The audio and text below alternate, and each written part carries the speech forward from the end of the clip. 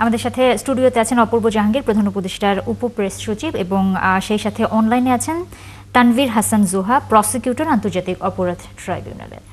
আমরা আসলে এই মুহূর্তে কথা বলব মানবতা বিরোধী অপরাধের দায়ে মৃত্যুদণ্ডপ্রাপ্ত সাবেক প্রধানমন্ত্রী শেখ হাসিনাকে প্রত্যর্পণ চুক্তি অনুযায়ী হস্তান্তরের জন্য ভারতকে চিঠি দিয়েছে বাংলাদেশ।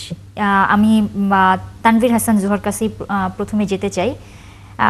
এই আইন অনুযায়ী, এই প্রত্যর্পণ আইন অনুযায়ী ভারত আসলে শেখ হাসিনাকে ফেরত দিতে কতটা বাধ্য? জি, ধন্যবাদ।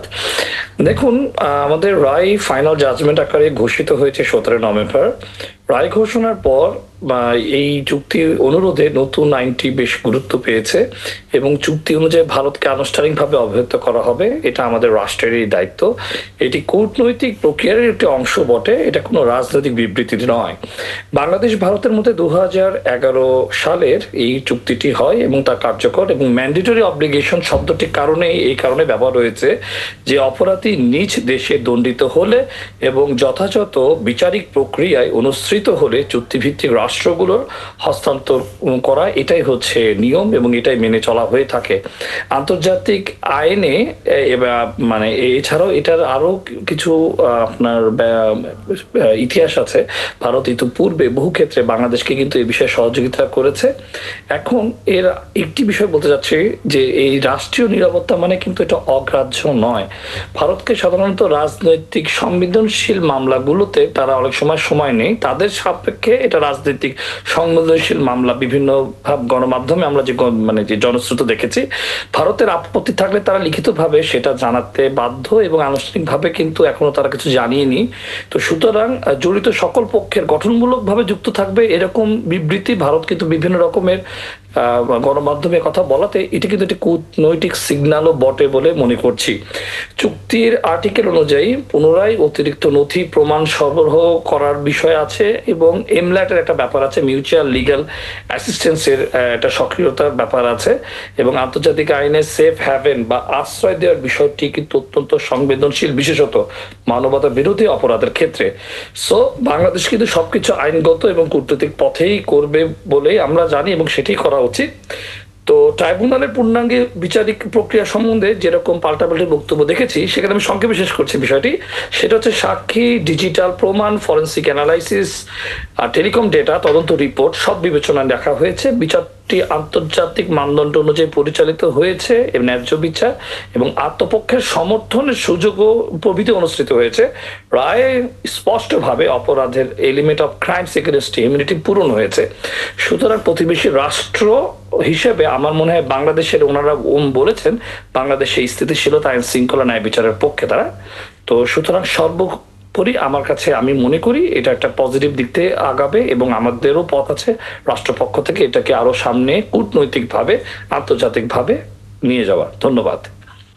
আচ্ছা, একটু জানতে চাই, এটা তো রায় দেওয়ার পরে আসলে একটা চিঠি ভারতকে দেওয়া হয়েছে। এর আগেও হাসিনাকে ফেরত চেয়ে দুইবার চিঠি দেওয়া হয়েছে রায় হওয়ার আগে, কিন্তু ভারত কোনো জবাব দেয়নি আসলে এই বিষয়ে। তো আপনারা কি আশা করছেন আসলে ভারত এবার পজিটিভলি দেখবে বিষয়টাকে? হ্যাঁ, এবং দেখেন ভারত যদি নাও দিয়ে থাকে তাদেরকে কিন্তু উত্তর করতে হবে, কেন তারা দিচ্ছে না? মানে তারা কি উত্তর দিতে বাধ্য? তার মানে বাধ্য, হ্যাঁ অবশ্যই তাদের দিতে, কারণ এটা তো সভ্যতার একটা অংশ এবং ভারত কিন্তু ইতিমধ্যে আমাদেরকে সাহায্য করেছে। তো সুতরাং আমরা আশা করছি এই নীরবতাটা মানে কিন্তু অগ্রাহ্য না। আমি আগেও বলেছি আমরা ডেফিনেটলি আশা করছি প্রতিবেশী দেশ হিসেবে তারা যদি কোনো কারণে আদারওয়াইজ চিন্তা করে থাকে, সেটা নানা রকম আইনি যুক্তি তর্ক থাকলেও সেটা তারা উত্তর করবে এবং সেই উত্তরের পরবর্তীতে আমরা বাকি প্রসেস গুলো নেব অ্যাকর্ডিংলি। এটি হচ্ছে নবস, এটি হচ্ছে নিয়ম। অপূর্ব জাহাঙ্গীর, আপনার কাছে একটু জানতে চাই, আপনার কি মনে হচ্ছে আসলে ভারত এই চিঠির উত্তর দিবে কিনা, এবং এরপরে আসলে দুই দেশের যেটা বলছিলেন তানভীর হাসান জোহা, কূটনৈতিকভাবে আসলে আগানো হবে, কূটনৈতিক সম্পর্কে এটার কোনো প্রভাব পড়বে কিনা? আমি মনে করি অন্তর্বর্তীকালীন সরকার তার শেষ সময় পর্যন্ত চেষ্টা করবে ভারতের কাছ থেকে একটি উত্তর না শুধু শেখ হাসিনাকে আদায় করার। এবং যতবার সুযোগ থাকবে ততবার এটা বলা হবে যে তোমরা শেখ হাসিনাকে কবে দিবা। দেখেন, ভারত বাংলাদেশের কূটনৈতিক সম্পর্কের মধ্যে আমি মনে করি যে এখন একটা কালো মেঘ এখনো পর্যন্ত বিরাজ করছে এবং it's out in the open. মানে ভারতের জনগণও কিন্তু বুঝতে পারছে ভারত বাংলাদেশের সাথে কি করছে, এবং ভারতেরও এটা একটু মাথায় রাখতে হবে যে বাংলাদেশটা একদম ভারতের পেটের মধ্যে। সো বাংলাদেশের মেজাজ খারাপ করে ভারত কতটুকু ঠিক থাকবে সেটাও একটা বড় কোয়েশ্চেন। আমি নিজেও সরকারি চাকরি এখন করা সত্ত্বেও আমি বরং কূটনীতির বাইরে একটা কথা বলি। প্রসিকিউশন, আদালত, সরকার, এটা তো তাদের দায়িত্ব একটি করবে। I have no doubt prosecution team এবং আদালতের কাছে সকল তথ্য প্রমাণ আছে এবং তারা সকল কিছু সাবমিটও করবে যদি ভারতের এখানে হয়। আমি এটাকে পিপল টু পিপল সম্পর্কে নিয়ে আসতে চাই। আমি মনে করি ভারতে দেখেন আমাদের সবার প্রচুর বন্ধু বান্ধব থাকে, কারণ প্রতিবেশী রাষ্ট্র। আমাদের এখন প্রত্যেক নাগরিক টু নাগরিক আস্ক করা উচিত। কোনো ভারতীয় দেখলে জিজ্ঞেস করবেন তোমরা হাসিনাকে কবে দিবা। এটা মানে আমি সাউন্ডস ভেরি বাট এটা আমি আসলেই মনে করি, কারণ তাহলে ওখানকার নাগরিকরা ওই চাপটা দিবে যে যাই তো তুমি একটা ফিউজিটিভকে কেন আশ্রয় দিচ্ছ, কোন গ্রাউন্ডসে। সো আমরা সবসময় বলি না কূটনীতির ভাষায় যে পিপল টু পিপল সম্পর্ক করা হচ্ছে, তাহলে establish the people to people relationship.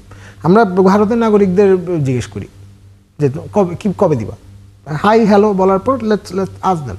তাহলে হবে কি এটা তাদের পর্যন্তও যাবে, তাদের যে সরকার আছে তারাও বুঝতে পারবে যে ভারতের নাগরিকরাও চাচ্ছে না। এটা কিন্তু অলরেডি আসছে, মিডিয়াতেও কথা হচ্ছে, ভারতের নাগরিকরাই বলছে যে আমরা কেন হাসিনাকে রেখে দিচ্ছি। সো আমার মনে হয় যে দেখেন, সরকার, আদালত in a grand scheme of things can do so much, but এখানে পিপল টু পিপল রিলেশনশিপটা আমার মনে হয় এই ক্ষেত্রে অত্যন্ত জরুরি। তো লেটস স্টার্ট আস্কিং। আচ্ছা, আমি যদি একটু তানভীর হাসান জোহার কাছে যাই, আপনি প্রসিকিউটর হিসেবে কাজ করেছেন, একটু প্রত্যর্পণ চুক্তি আইন, এই আইনটা সম্পর্কে যদি একটু বলেন যে এখানে আবার কোনো বিষয়ে সংশোধন আনা হয়েছে। পরে মূল চুক্তির ধারায় উল্লেখ ছিল প্রত্যর্পণ চাওয়ার ক্ষেত্রে গ্রেপ্তারি পরোয়ানার সঙ্গে প্রয়োজনীয় প্রমাণ দিতে হবে, পরে আবার সেটা সংশোধন করা হয়, শুধু পরোয়ানা থাকলেই প্রত্যর্পণযোগ্য হিসেবে বিবেচিত হবে। এই বিষয়গুলো, এই আইনি বিষয়গুলো যদি একটু সহজ ভাষায় বলেন। আচ্ছা, এখানে এই চুক্তির অধীনে আর্টিকেল 2, আর্টিকেল 6 এবং আর্টিকেল 8 এই কয়েকটা সেকশন আছে, এবং ওনারা যে পরিবর্তনটা পরবর্তী 2016 সালে সম্ভবত একটু সংশোধিত হয়েছে, সেই সংশোধনকেও যদি কেন্দ্র করে আনি, কোনো অবস্থাতে বাই প্রমিস মানে বাই ল, বাই চুক্তি, কোনো অবস্থাতে কিন্তু মানে ওনারাদের মানে আসামিকে সেখানে সেফ হোম দিয়ে কমফোর্টেবলনেস কূটনীতিক পর্যায়ে হোক, আইনি পর্যায়ে হোক, এটা সম্ভব না। এখন আমি অবশ্যই সে পরামর্শ দিতেই চাই না। এখানে অনেক সময় ভারত চাইলে তার লোকাল কোর্টে এই ব্যাপারটা মানে মেনশন করতে পারে এই সিচুয়েশনে, মানে রাষ্ট্র কি ধরনের ব্যবস্থা নেবে। ভারতের আদালত চাইলে অ্যাসেম্বল বা সেফটি আবেদন করে সেই বিষয়গুলো তারা চাইলে শুনানি করতে পারে। এটা আমার অবশ্য আমি সাজেশন দিতে চাচ্ছি না, যেটা হয় আর কি সেই প্রেক্ষাপটে বলছি। এবং সেই হিয়ারিং এ মূলত গুরুত্ব পাবে বাংলাদেশকে ফেয়ার ট্রায়াল হয়েছে কিনা, এভিডেন্স বেড পার্টির ওপেন কোর্ট ট্রায়াল হয়েছে, সব মিলে কিন্তু বাংলাদেশের অবস্থাটা কিন্তু অত্যন্ত শক্ত। এবং আমরা কিন্তু আমাদের প্রধান প্রসিকিউটর তাজুল ইসলাম স্যার কিন্তু ওপেন চ্যালেঞ্জ করে সবসময় একটি কথা বলেছে যে আমাদের দেওয়া এভিডেন্স গুলো, বিশেষ করে আমরা যে ডিজিটাল এভিডেন্স গুলো দিয়েছি, বিশ্বের যে কোনো কোর্টে এটা স্বীকৃত হবে এবং এটা অ্যাকসেপ্টেড হবে। এবং দেখেন, আমাদের স্পেশালি আমি যদি ডিজিটাল অ্যাটর্নি, আমি ডিজিটাল পয়েন্ট অফ ভিউতেই কথা বলতে চাই, আমাদের এই এভিডেন্স কিন্তু ক্রস চেক হয়েছে আনঅফিসিয়ালি। হ্যাঁ, বিবিসি করেছে, আল জাজিরা করেছে। এবং দেখেন আপনি আরেকটা বিষয়, আমাদের সাবেক প্রধানমন্ত্রীর এই অডিও ক্লিপ কিংবা অন্য কোনো বিষয় যে অডিও ক্লিপগুলো আছে, সামাজিক মাধ্যমে অনেক কথা আসলেও ওনারা কিন্তু অফিসিয়ালি এসবগুলো কিন্তু অস্বীকার করছেন না, তাদের ডিফারেন্ট পয়েন্ট অফ ভিউতে আছে। তো সুতরাং তাদের কমান্ড অ্যান্ড রেসপন্সিবিলিটি মানে অ্যাজ পার আদার পার্সপেক্টিভ এটা আসলে অস্বীকার করার কোনো সুযোগই নেই। এবং আশা করি, আমি খুবই আশাবাদী যে বাই ল যদি চুক্তি অনুযায়ী যদি চলে, ভারত অবশ্যই একটা না একটা সমাধানের দিকে আসবেন। আর আমাদের স্যার তো বললেন, অপূর্ব ভাই তো বললেন আমাদেরকে যে বিষয়টা হচ্ছে এছাড়াও তো আরো কিছু পার্সপেক্টিভ আছে, কিন্তু আমি যদি শুধুমাত্র লিগ্যাল ফ্রেমওয়ার্ক এবং এভিডেন্স বেসড ফ্রেমওয়ার্কের মধ্যে যদি থাকতে চাই একাডেমিক্যালি, এটা অবশ্যই তারা এটা আমলে নেবে এবং সেটাকে তাদেরকে অবশ্যই উত্তর করতে হবে এবং উত্তর দিতেই হবে, কেন তারা দিবে না। ধন্যবাদ। জি, তানভীর হাসান জোহা, আপনাকে অনেক ধন্যবাদ আমাদের সাথে যুক্ত থাকার জন্য এতক্ষণ।